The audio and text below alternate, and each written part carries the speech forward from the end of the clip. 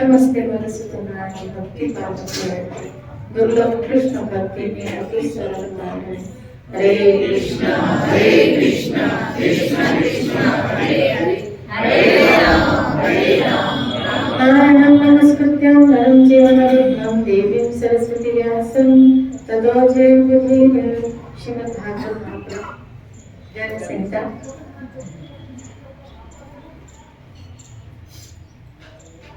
ब्रह्मा जी इसी प्रकार मेरे ब्रज में 8, 16 और 32 सखियों की युद्ध होंगे। पूर्व के अनेक युगों में जो श्रुतियां, मुनियों की पत्नियां, अयोध्या की महिलाएं, यज्ञ में स्थापित की हुई सीता, जनकपुर एवं कौशल देश की निवासी सुंदरियां भी गोपिकाएं बनी। श्री राधे। ब्रह्मा जी ने पूछा, पुरुषोत्तम, इन स्त्रियों ने कौन सी ऐसी पुण्य की है तथा इन्हें कौन कौन से वर मिले हैं जिनके फलस्वरूप इन्हें ब्रज में निवास करने का सौभाग्य प्राप्त? ऐसा कौन सा लोगों ने पूछा? कारण आपका वह स्थान तो योगियों के लिए भी दुर्लभ है। ब्रज में वास, इसीलिए अगर हम ब्रज में वास न कर पाए तो श्रील प्रभुपाद जी कहते हैं आश्रय और मानसिकता से हमें ब्रज का वास करना चाहिए। जैसे रूप और सनातन गोस्वामी महाराज अपने घर में ऐसी कुछ व्यवस्था किए हुए थे ब्रज की स्मृतियों की कि उनको ब्रज में वास करने का ही सौभाग्य प्राप्त हुआ। भगवान बोले, पूर्व काल में श्रुतियों ने श्वेत द्वीप में जाकर वहां मेरे स्वरूप हुआ विराट पुरुष का मधुर वाणी में स्तवन किया था। तब सहस्त्रपाद विराट पुरुष प्रसन्न हो गए और बोले, श्री हरि ने कहा, श्रुतियों तुम्हें जो भी इच्छा हो मुझसे वर मांगो। श्री हरि।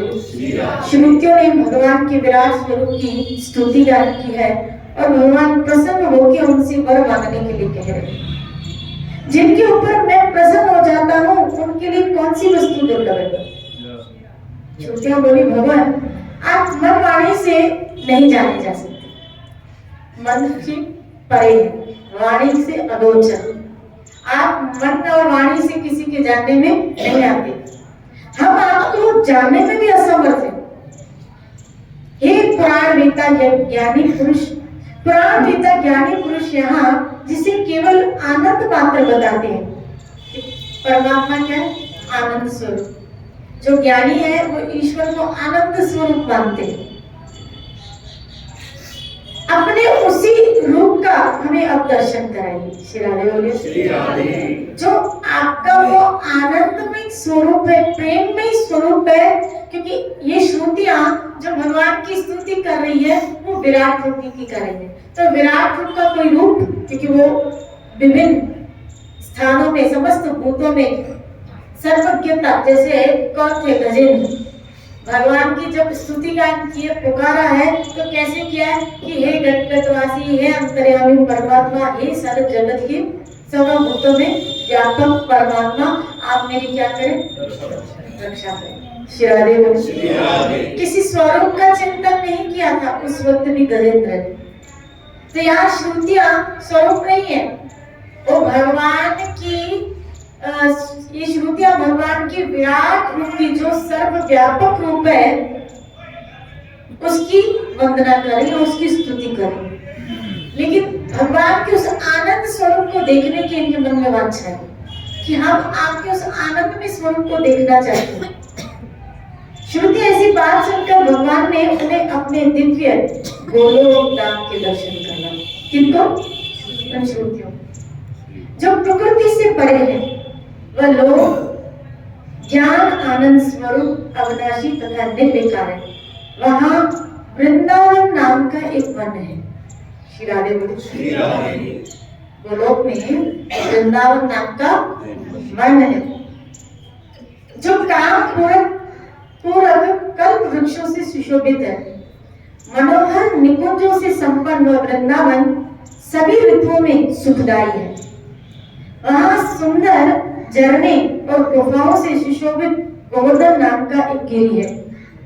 रत्न एवं धातुओं से भरा हुआ वह पर्वत, देखो गोवर्धन पर्वत कैसा है? रत्नों से, हीरे और जवाहरात से भरा हुआ पर्वत। श्री राधे बोलिए। कि हमारी तो जड़ होती है ना, हमारी दृष्टि, हमारी इंद्रिया, तो हम जब गोवर्धन में भी जाते हैं तो हम तो ईंट पत्थर बांगर बालू के अलावा कुछ नजर ही नहीं आते। श्री राधे यही नजर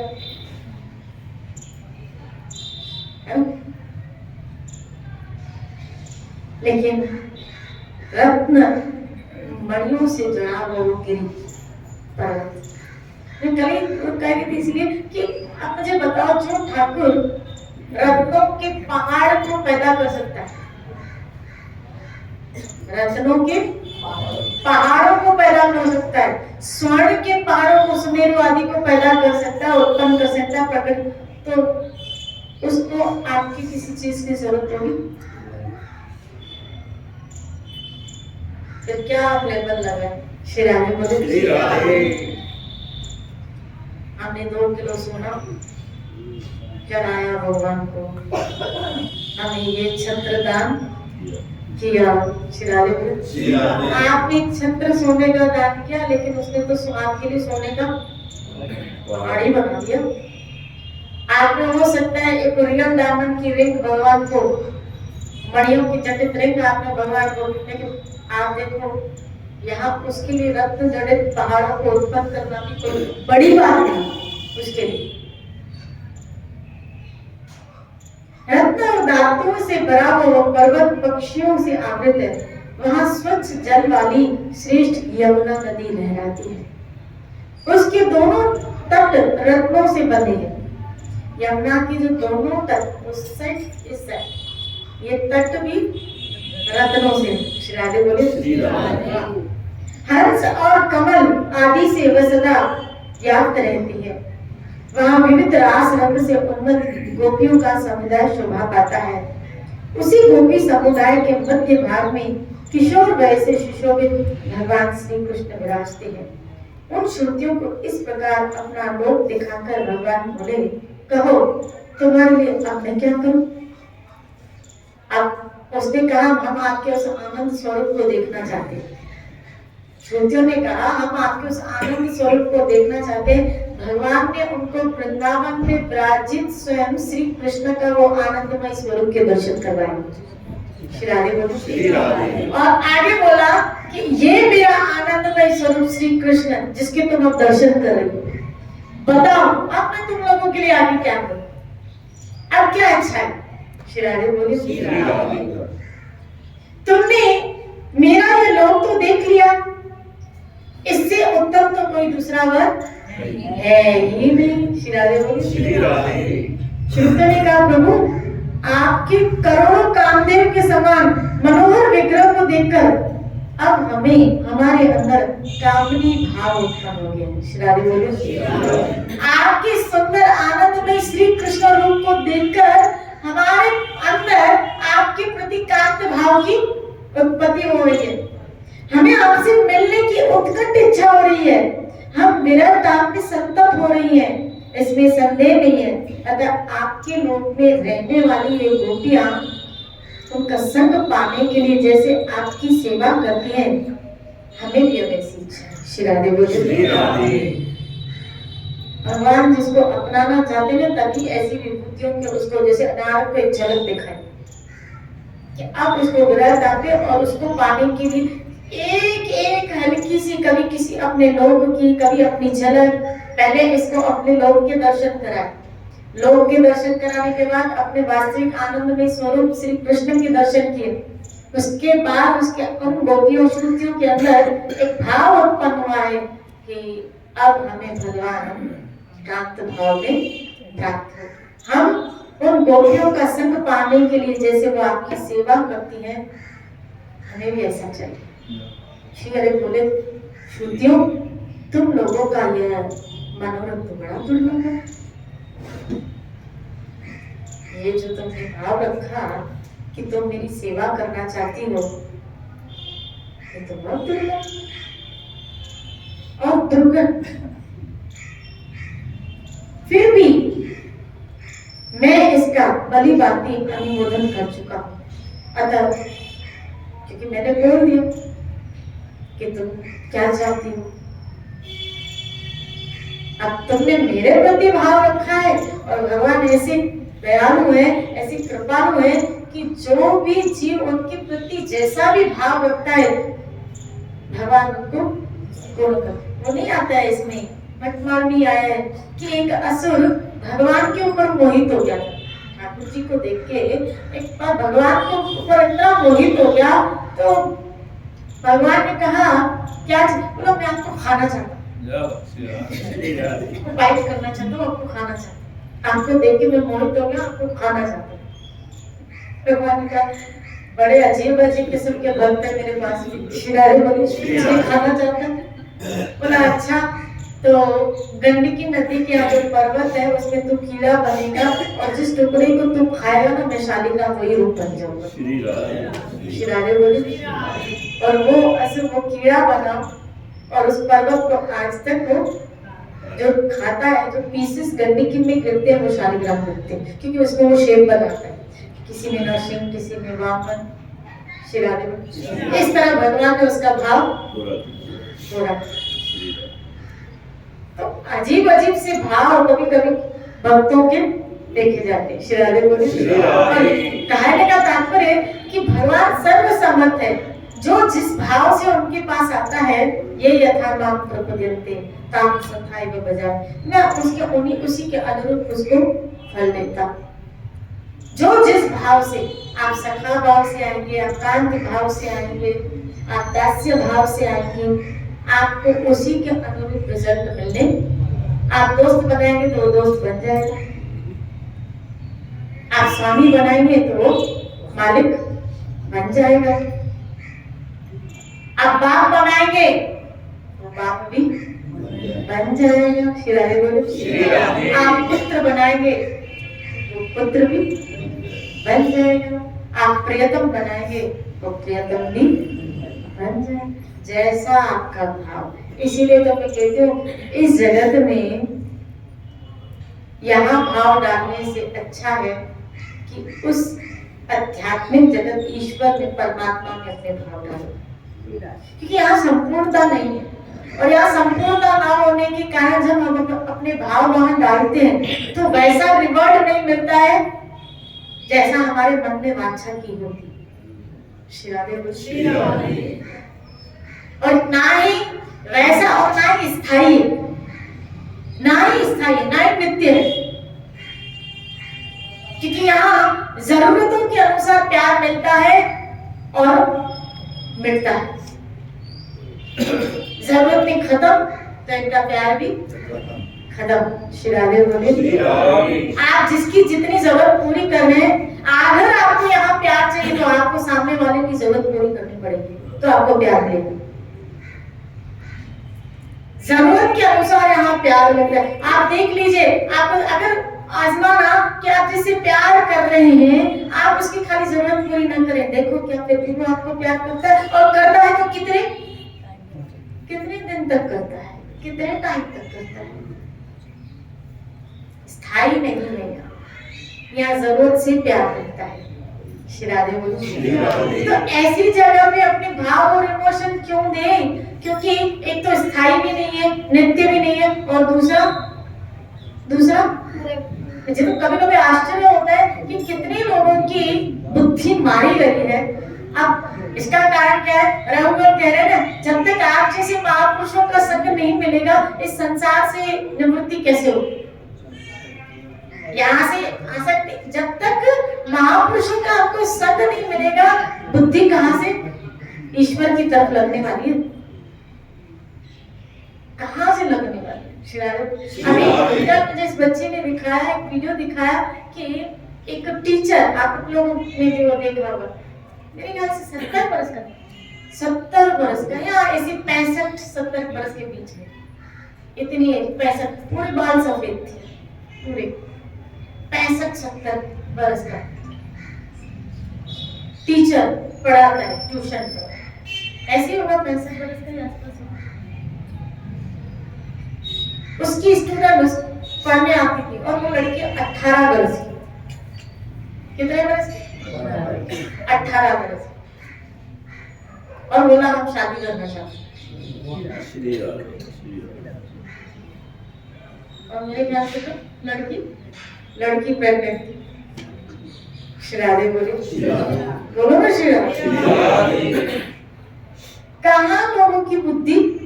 जब तक महापुरुषों का संग नहीं है तो पता ही नहीं चलेगा कि वो सामने व्यक्ति जो इंटरव्यू ले रहा है, वो उस बच्ची को कह रहा है तुम्हें बुद्धि नहीं है, तुम्हें अक्ल नहीं है, तुम उम्र तो देखो, कहाँ तुम 18 वर्ष की हो, कहाँ वो, तो तुम्हें उस अकॉर्डिंग करना, तो उस उम्र बोला बस मेरे को तो प्यार हो गया। श्री राधे बोलो ना श्री राधे। देखो संसार जा रहा है, कहाँ लोगों की बुद्धि जा रही है। अब कैसे लोग अपनी बच्चियों को पढ़ने के लिए भेजेंगे, कैसे भेजेंगे? वो तो बेचारे अंदर से, मुझे लगता है ये वीडियो देखिए सब बच्ची लड़कियों और बच्चियां मतलब डरे हुए रहेंगे कि कैसे भेजे हम उनको पढ़ने के लिए। कहाँ बुद्धि मारी गई है लोगों को, किधर गई है बुद्धि? न लड़की में अक्ल और न उस भाई में अक्ल।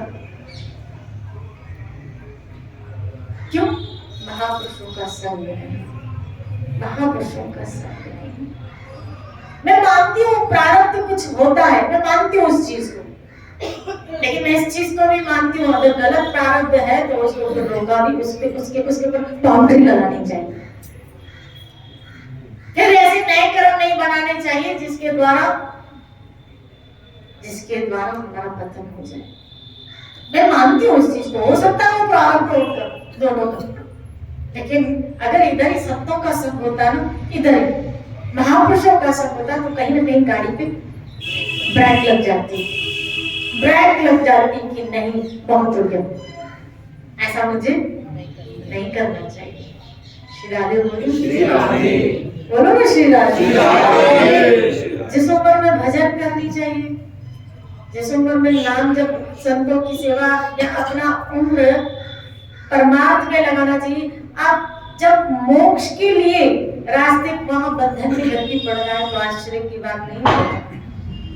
मुक्ति के लिए व्यक्ति निवृत्त होता है, वहां निवृत्त होने के बजाय वो फिर प्रकृति में जा रहा है, तो ये मूर्खता नहीं तो और क्या है? श्री राधे बोलो। जब तक महापुरुषों का संग बनेगा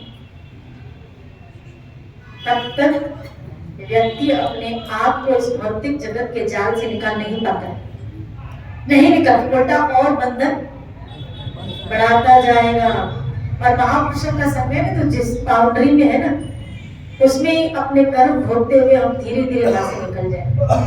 भजन करके धैर्य के साथ पेशेंस रखे, जो मिल रहा है उसको भोग के अपना भजन करो और फिर मुक्ति के रास्ते पे अंतोगतवा चलो।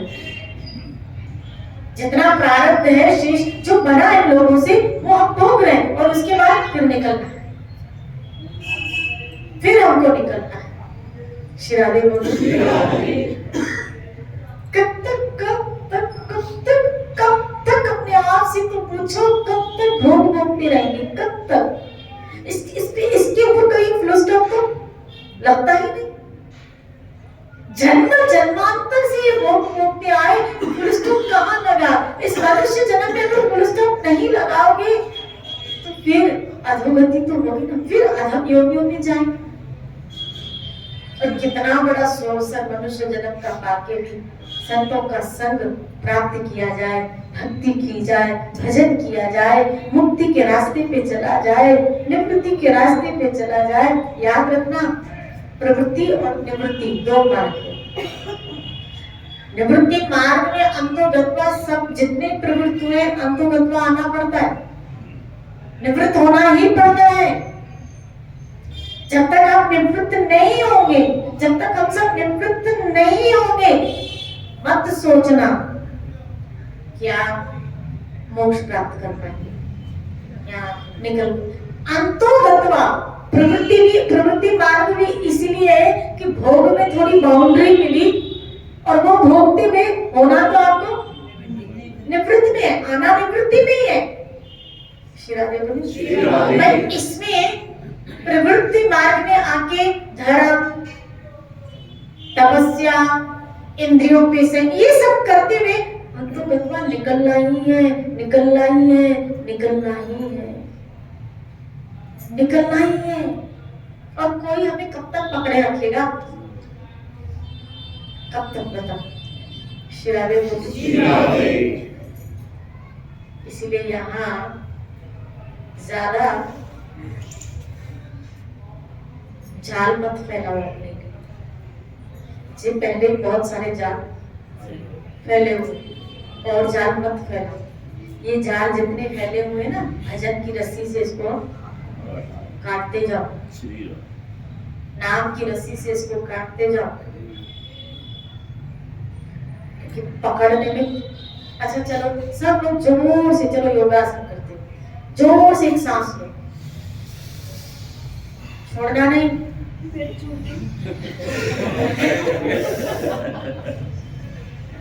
देखा कितनी गूंज हो रही, कितनी गूंज हो रही। मैंने कहा खाली पकड़ के रखो, कितनी गूंज हो रही है। क्यों? क्योंकि छोड़ा है। भगवान ने भी सिस्टम बनाया लेने और छोड़ने का, सिस्टम बनाया। खाली लेने का ही सिस्टम बनाता तो अरे अपने शरीर से ही सीखो कि उसने भी सिस्टम बनाया, लेके आपको छोड़ना है, तभी सुकून मिलेगा,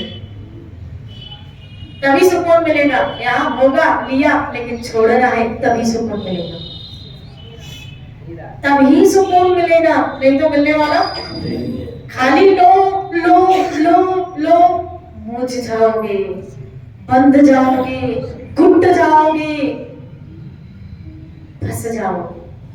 श्री राधे बोले, जहाँ हमने त्यागा, छोड़ा, त्यागा शांति गच्छति, वहाँ शांति आए। श्री राधे बोले। जैसे एक एग्जाम्पल, आप ट्रेन में गए, आप ट्रेन में गए, किसी व्यक्ति ने आपको बैठे, किसी व्यक्ति ने आपको 1 लाख पकड़ा, तो थोड़ी देर के लिए पकड़ो, मैं आ रहा हूँ।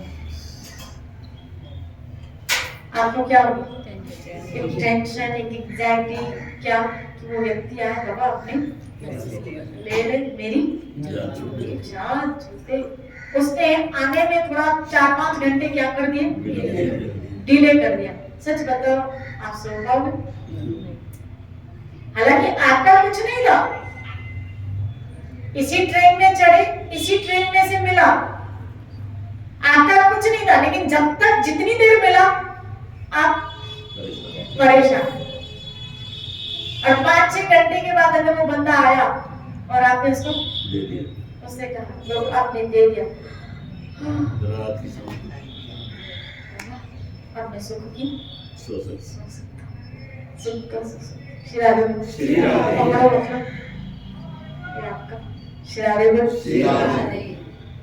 जैसे इसी संसार में ट्रेन में हम आए, यहाँ से सब मिला, पकड़ाया गया, हमने पकड़ा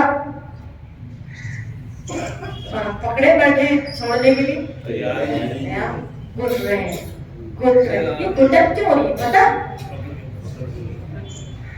जब घुटन कब होती है? जब पकड़ते किसी भी चीज, पकड़ने घुटन है, छोड़ने में घुटन नहीं, पकड़ने में घुटन।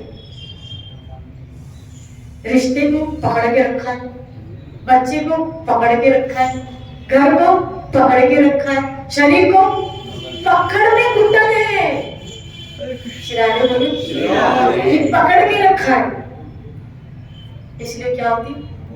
घुटन हो रही है। शिराने बोले ना, शिराने। जहाँ हमने मानसिकता से इन सब का क्या कर दिया, जिसका सबसे बड़ा उदाहरण श्रीमद् भागवत महापुराण में जिन्हें जड़भरत जी का, कैसे शरीर को त्यागे हुए, शरीर में रहते हुए कैसे त्यागे हुए कि वो जो उनको पकड़ के बलि के यहाँ जो देवी की यज्ञ में उसको लिया जा रहा है, बिल्कुल निश्चेष्ट है। इस शरीर के बंधन से कितने मुक्त कि उनको खिलाया जा रहा है, खा रहे, नए कपड़े पहन लिए, सो जाओ, सो गए, यानी इतने निश्चित। इस शरीर के प्रति पकड़ नहीं थी, पकड़ नहीं थी, वो आत्मा स्वरूप में थी। श्री राधे बोले। इसलिए जब तलवार मारी जा रही थी, खाना दिया गया, तब भी निश्चेष्ट, तलवार लगाई जा रही है, तब भी निश्चेष्ट। यानी सुख मिला उसमें भी समर, दुख मिल रहा उसमें भी समर। श्री राधे बोले। हमारे साथ मुसीबत क्या? हम पकड़े हुए, हम रिश्तों को, हम शरीर को, शरीर वालों को पकड़े हुए। और पकड़े हुए कैसे? ये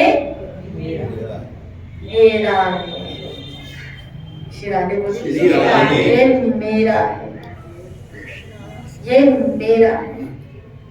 और फिर वो मेरा जब जाता है तो फिर रोना आता है, मुझे छोड़ के क्यों गया, ये तो मेरा है, मुझे छोड़ के क्यों गया। श्री राधे बोले ये मेरा बेटा है, ये मेरा पति है, ये मेरी पत्नी है, ये फला है, ये मेरा है, ये मेरा घर है, ये मेरा फोन है, ये मेरा रिंग है, ये मेरी चूड़ी है, ये मेरा मेरा मेरा मेरा। श्री राधे बोले और इसी मेरे ने हमको बार बार इस जन्म में पटका। मेरा भगवान ने कहा ये तेरे में तो जा मेरे के पास, जा इन्हीं के वापस से पास है, क्योंकि तेरे जब तूने कभी मेरा मुझे कहा ही नहीं। जिसको मेरा कहोगे उसी के पास जाओगे, भगवान को मेरा कहोगे तो उसी के पास जाओगे, संसार को मेरा कहोगे तो उसी के पास आओगे। अब आपको तय करना है ये मेरा कौन, मेरा कौन। मेरे तो दूसरों को। श्री राधे। अब अपने अपने अंतःकरण में चेक कर लेना, हमने बोल तो दिया मेरे तो गिरधर गोपाल, तो हमारे अंदर दूसरा, तीसरा, चौथा, पांचवा, छठा कौन कौन है, देख ले, चेकआउट कर। आज जाके घर में चेक करना ये दूसरा, तीसरा, चौथा, पांचवा कौन कौन है, और अगर जो है उन सबको तेरा करके मेरा सिर्फ कृष्ण को दो। श्री राधे बोले अब दूसरों ना, बहुत कह दिया ये मेरा, अब दूसरों ना दूसरों। और ये बात अगर ये आपने पकड़ ली ना तो बहुत आसानी से इस जगत से निकल जाओ, बहुत आसानी से। खूब भजन करो, अपने जीवन को धन्य करो। इसी चर्चा को लेते हुए जय जय